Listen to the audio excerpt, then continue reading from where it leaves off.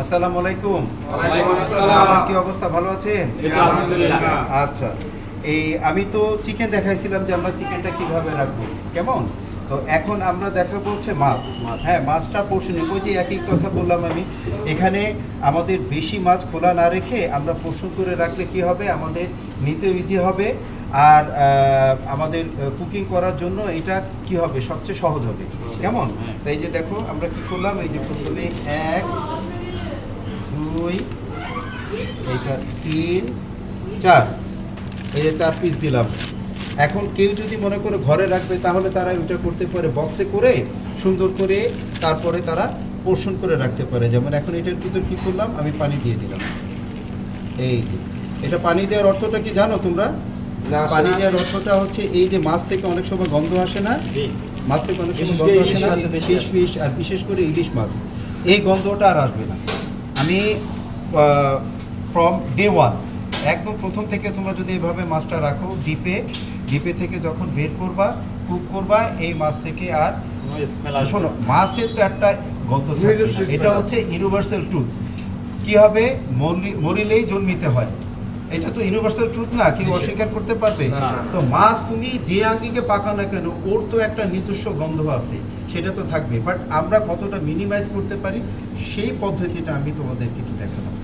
যদিও এখানে একটু আমাদের জায়গা বেশি লাগবে, তো যাদের মনে করে জায়গা কম তারা বক্সেও রাখতে পারবে, এটা কোনো বিষয় না, কেমন?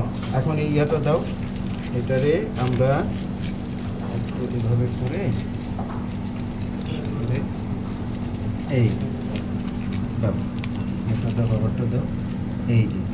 আর অনেক সময় আমরা কি করি, পিন মারি, তো স্টাপুলার দিয়ে যেটা মারি ওটা না করলে বেটার হয়।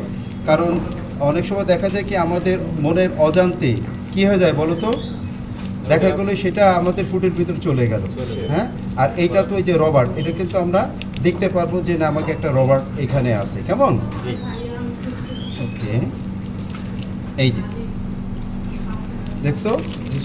এখন আমরা কি করব, এইটা যখন আবার আমরা ডিপে রাখবো, ডিপে রাখার পরে যখন বের হবো, মানে এটা বের করব, তখন দেখবে কি এটা পুরো আইস হয়ে গেছে।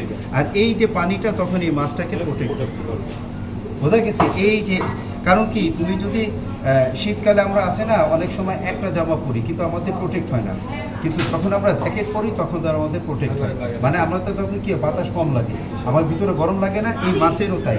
কারণ এটা প্রত্যেকটা জিনিসের প্রোটেকশন দরকার আছে। এইটা প্রোটেক্ট করছে কি, এই যে আমরা পানি দিছি, এটা আমি যখন আইস হবে তখন আমি আবার তোমাদেরকে দেখাবো, বোঝা গেছে? আর কেউ কিছু বলবা? হ্যাঁ, তাহলে এখন এটা কি এইভাবে কি পালন করে রাখা যাবে যে কোনো ঘরে? তাহলে আমাদের এটা, আমরা এই পদ্ধতিটা ফ্রম ডে 1 আমরা কি করব, আমাদের ঘর হোক বা কিচেন হোক, এভাবে আমরা রাখবো।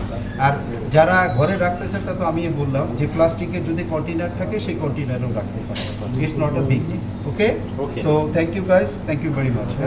ওকে, বাই।